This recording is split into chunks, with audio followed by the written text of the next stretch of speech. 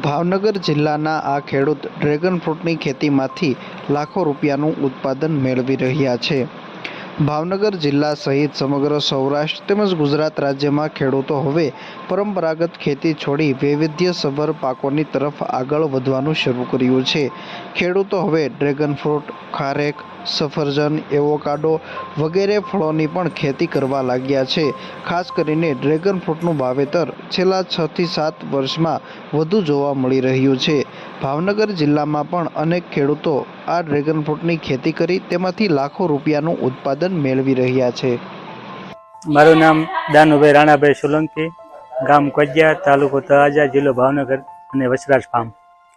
મેં 4 સુધી અભ્યાસ કરેલો છે અને 15 વર્ષથી ખેતીમાં જોડાયેલો છું. તમે હાલ જે ડ્રેગન ફ્રૂટનું વાવેતર કર્યું છે તેનો વિચાર કેવી રીતે આવ્યો હતો અને હાલ કેટલા વીઘામાં વાવેતર છે?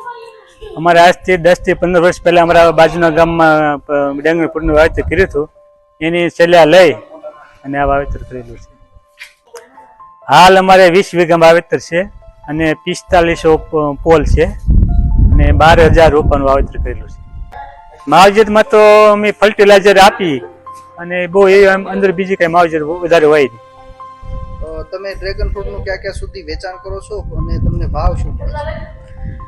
અમે અમારી બાજુમાં તળાજા, ભાવનગર અને રાજકોટ 3 સિટીમાં એનું વેચાણ કરીએ છીએ.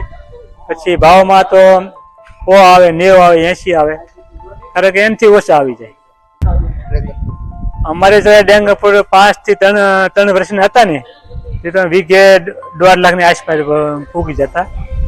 ભાવનગર જિલ્લાના તળાજા તાલુકાના કોદિયા ગામે રહેતા ખેડૂત દાનુભાઈ રાણાભાઈ સોલંકી, જે છેલ્લા 15 વર્ષથી ખેતીના વ્યવસાય સાથે સંકળાયેલા છે.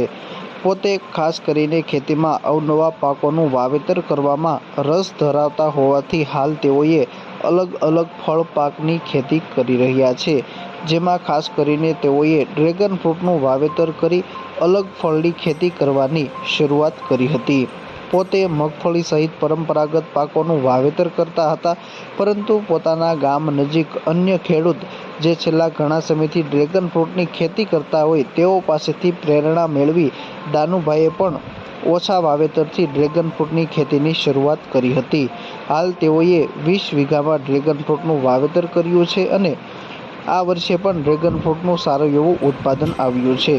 ઉત્પાદન આવ્યા બાદ ડ્રેગન ફ્રૂટનું વેચાણ તેઓ ભાવનગર, તળાજા અને રાજકોટ ખાતે પણ કરી રહ્યા છે, જ્યાં તેઓને એવરેજ 100 રૂપિયાની આસપાસ પ્રતિ કિલોએ ભાવ પણ મળી રહ્યા છે. ડ્રેગન ફ્રૂટનું વેચાણ કરી 1 વીઘામાંથી પોતે સારું એવું ઉત્પાદન મેળવી રહ્યા છે.